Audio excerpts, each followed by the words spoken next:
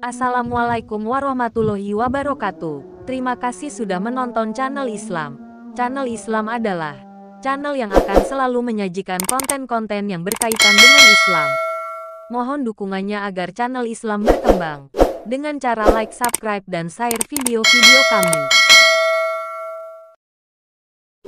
Nabi Shallallahu Alaihi Wasallam pernah memberikan 3 buah nasihat kepada kedua sahabatnya, Abu Dzar Jundub bin Junadah dan Abu Abdurrahman bin Jabal. Bertakwalah kamu kepada Allah dimanapun kamu berada, dan ikutilah kesalahanmu dengan kebaikan, niscaya Ia dapat menghapuskannya. Dan pergaulilah manusia dengan akhlak terpuji. H.R. Tirmidzi. 3 pesan Rasulullah Shallallahu Alaihi Wasallam tersebut layak untuk kita perhatikan, karena sangat berkaitan erat dengan kehidupan kita sehari-hari. 1. Bertakwalah di mana saja. Definisi dari kata takwa dapat dilihat dari percakapan antara sahabat Umar dan Ubay bin Ka'ab. Suatu ketika Umar bertanya kepada Ubay bin Ka'ab, "Apakah takwa itu?" Dia menjawab, "Pernahkah kamu melalui jalan berduri?" Umar menjawab, "Pernah." Ubay menyambung, "Lalu apa yang kamu lakukan?" Umar menjawab, "Aku berhati-hati, waspada dan penuh keseriusan." Maka Ubay berkata, "Maka demikian pula lah takwa." Sementara itu, menurut Sayyid Qutb, takwa adalah kepekaan hati, kehalusan perasaan, rasa khawatir yang terus-menerus dan hati-hati terhadap semua duri atau halangan dalam kehidupan. Nasihat Nabi Shallallahu Alaihi Wasallam ini menunjukkan bahwa kita harus bertakwa dimanapun berada. Hal ini sejalan dengan firman Allah dalam Qiyas Ali Imran ayat 102, yang artinya, "Hai orang-orang yang beriman, bertakwalah kepada Allah dengan sebenar-benar takwa kepadanya, dan janganlah sekali-kali kamu mati, melainkan dalam keadaan Islam." 2. Kebaikan yang menghapuskan dosa. Setiap orang pasti pernah melakukan kesalahan. Bahkan, hari ini mungkin kita sudah melakukan kesalahan, baik kita sadari ataupun tidak. Oleh sebab itu, perbanyaklah amal ibadah dan kebaikan, karena beberapa kesalahan dapat dihapuskan dengan kebaikan.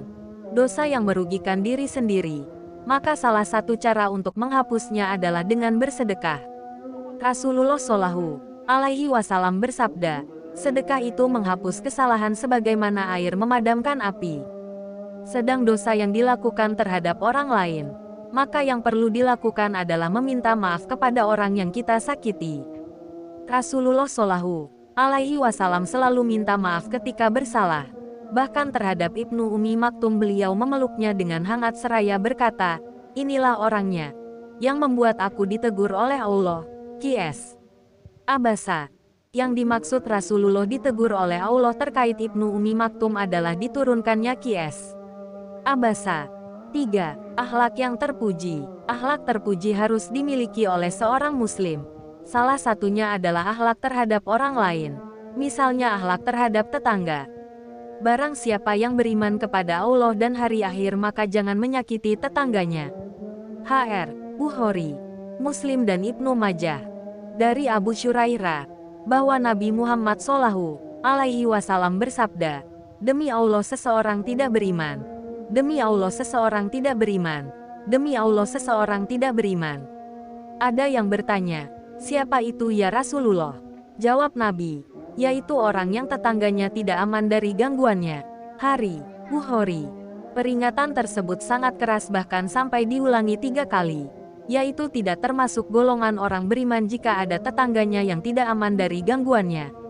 Maka dari itu kita perlu introspeksi.